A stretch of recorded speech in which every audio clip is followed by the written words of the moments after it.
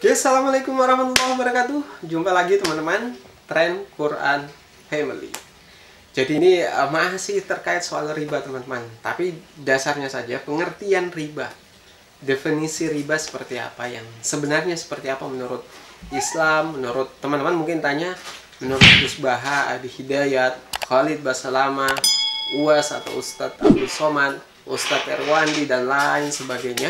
Nah, pada kesempatan ini saya akan memberikan teman-teman pemahaman definisi riba yang sederhana, yang mudah dipahami untuk orang awam.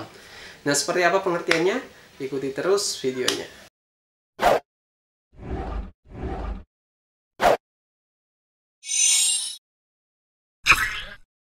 Oke teman-teman, Tren Quran Family bicara soal riba ya. Jadi riba itu sebenarnya kenapa Tuhan mengharamkan riba? Ini sebelum definisinya ya. Mengharamkan riba sebenarnya segala sesuatu yang diharamkan dalam Al-Quran maupun ajaran atau dalam ajaran Islam secara keseluruhan itu pasti ada manfaatnya. Contoh sederhana teman-teman, saya pribadi dulu itu mempertanyakan kenapa Islam mengharamkan emas untuk laki-laki tapi tidak dengan perempuan. Di hadis tersebut itu mungkin alasannya secara akhirat ya, karena nanti laki-laki nanti akan menggunakan emas di surga. Tapi ternyata dari hasil penelitian antara laki-laki dan perempuan itu punya hormon berbeda. Pada saat memakai emas, perempuan itu punya hormon khusus yang bisa menolak atom emas tersebut. Jadi pada saat kita memakai emas itu ada efeknya dari atom emas tersebut akan masuk ke dalam tubuh kita. Nah, kalau perempuan itu ada hormon khusus yang bisa menolak atom tersebut. Tapi bagi laki-laki itu tidak ada. Sehingga mengapa dalam Islam hikmahnya kenapa diharamkan ya, salah satunya alasan ilmiah tersebut teman-teman. Nah, itu baru terjawab setelah sekian tahun dan karena menggarap salah satu produk Al-Quran dan lihat artikel itu dan baru sadar bahwa ternyata itu alasannya. Nah, terkait soal riba ya, definisi riba teman-teman, kenapa riba diharamkan ya, karena itu juga karena kemaslahatan umat sendiri. Jadi kalau misalnya saya berikan contoh ya teman-teman, dalam akad syariah orang itu tidak bisa melakukan akad kalau barang yang akan dibeli atau dicicil itu belum ada. Tapi dalam akad konvensional, misalnya ada developer yang akan membangun rumah, baru rencana, baru gambar, itu sudah boleh akad teman-teman.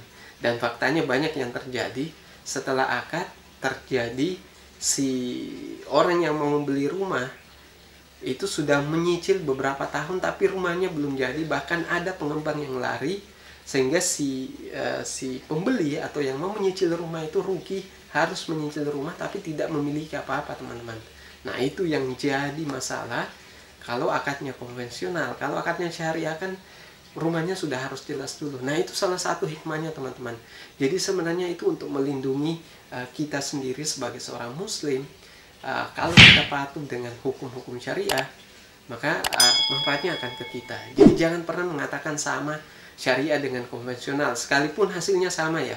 Pinjam 1 juta kembali 1.200.000 di syariah, konvensional juga begitu, bisa pinjam 1 juta kembali 1.200.000.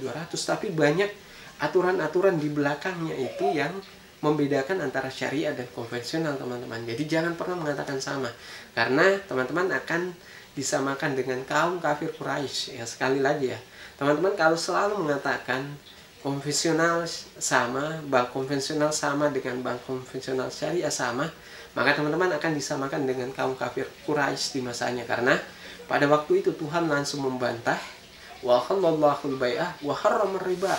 Tuhan menghalalkan jual beli dan mengharamkan riba. Akad syariah itu akad jual beli atau sewa menyewa, bukan akad riba atau menjual uang teman-teman. Nah, itu prolognya teman-teman. Sekarang definisi riba. Banyak yang salah paham pengertian riba dalam Islam, dalam hukum Islam itu seperti apa. Banyak yang mengatakan bahwa semua penambahan itu riba. Jadi dalil riba tidak akan kita bahas di sini teman-teman. Kita sudah bahas di video-video sebelumnya. Jadi riba itu banyak sekali ayatnya. Misalnya la ta'kulur riba, adu afan muda afan. Misalnya la ta'kulur riba dan lain sebagainya. larangan riba betul-betul ada dalam Al-Quran dan real. Nah, sekarang pengertiannya. Jadi pengertian riba banyak mengatakan bahwa yang namanya riba itu tambahan. Semua tambahan itu riba. Nah, itu yang salah teman-teman. Jadi definisi riba yang paling tepat itu adalah ini ada pengertian dari salah satu ulama yang paling sering digunakan definisi riba, termasuk oleh Syafi'i Antonio. Ini menggunakan definisi riba bahwa kullu ziyadatin lam yuqabilha iwad. Jadi segala penambahan lam yuqabilha iwad.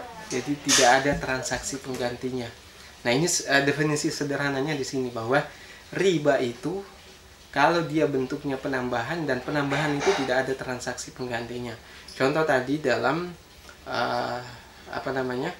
dalam transaksi misalnya si A mau meminjam uang kepada bank, kemudian si bank itu menaikkan jumlah dari pinjamannya misalnya 1 juta dinaikkan 1.200.000 tanpa dasar apa-apa, tapi dasarnya adalah uang tersebut, maka itu riba. Jadi dari definisi tadi, segala penambahan yang tidak ada transaksi penggantinya, maksudnya uang itu berkembang menjadi 1.200.000 itu karena apa? Jadi kalau hanya karena dasar uangnya tersebut dipinjam 1 juta maka harus dikembalikan 1.200.000, maka itulah yang disebut riba. Tapi transaksi pengganti yang kita maksud itu misalnya si A pinjam uang 1 juta misalnya.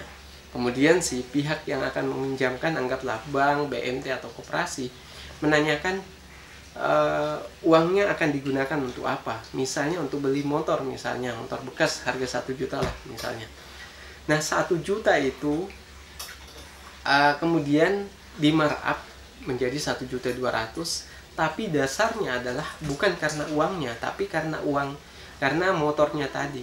Jadi motornya harga 1 juta, si pihak pemodal yang punya modal, anggaplah bank atau koperasi, itu menaikkan harga motornya 1.200.000.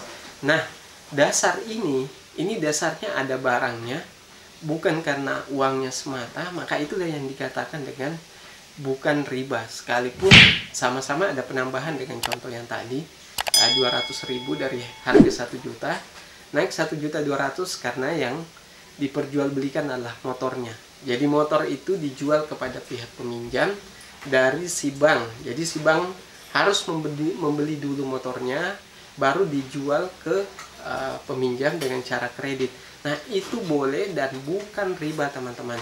Jadi jangan sampai salah paham bahwa semua penambahan itu riba, karena yang namanya Al-Quran itu butuh penafsiran, teman-teman. Jangan mengatakan bahwa semua penambahan riba. Penambahan yang riba adalah penambahan yang bukan berdasarkan jual beli ataupun sewa menyewa. Kalau penambahan itu dasarnya jual beli atau sewa menyewa, itu sudah jelas hukumnya, teman-teman. Dalam Al-Quran juga sudah dijawab, wa halallahu al-bai'ah wa harramar riba. Allah menghalalkan jual beli dan mengharamkan riba. Nah, itu teman-teman harus pahami dengan baik bahwa jangan semua penambahan, karena jual beli juga penambahan, teman-teman. Beli barang harga 100.000 dijual 150.000. Kalau teman-teman mengatakan semua penambahan riba, maka itu juga riba. Tapi tidak seperti itu, teman-teman. Jadi riba itu baru akan dikatakan riba kalau dasar perhitungannya itu melalui uangnya langsung, teman-teman. Pinjam 1 juta kembali 1.200.000 karena pinjam uangnya. Nah, jangan pernah mengatakan sama, karena sudah saya jelaskan tadi, teman-teman, di video sebelumnya bahwa dasar itu harus jelas, akad itu harus jelas. Sama dengan yang saya contohkan soal pernikahan itu. Pernikahan yang anaknya misalnya perempuan dibawa pergi laki-laki, diberi makan, diberi nafkah lahir bahkan batin. Tapi coba tanya pada semua masyarakat Indonesia, tidak akan ada yang mau diperlakukan anaknya seperti itu. Tapi mereka mau dengan pernikahan dulu. Tapi apa bedanya dengan itu? Bedanya cuma akad, teman-teman. Jadi riba dengan syariah itu memang bedanya di cuma akad. Kalaupun hasilnya sama, pinjam 1 juta kembali 1.200.000 baik syariah maupun konvensional, maka itu adalah perkara bisnis. Tapi soal akad dan prakteknya, aturan-aturannya itu harus dengan sistem syariah, kalau tidak mau dengan sistem riba, teman-teman. Jadi teman-teman yang masih menggunakan bank konvensional saat ini, saran saya keluar dari bank tersebut dan masuk ke bank syariah. Nah, dasarnya tadi jangan pernah mengatakan bahwa konvensional dan syariah sama, karena akad jual beli dengan akad pinjam uang semata itu jauh berbeda di mata Allah, teman-teman. Dan hukumnya, dosanya itu sama dengan zina berkali-kali lipat, teman-teman. Mungkin itu yang bisa saya sampaikan. Sekian dari saya. Assalamualaikum warahmatullahi wabarakatuh.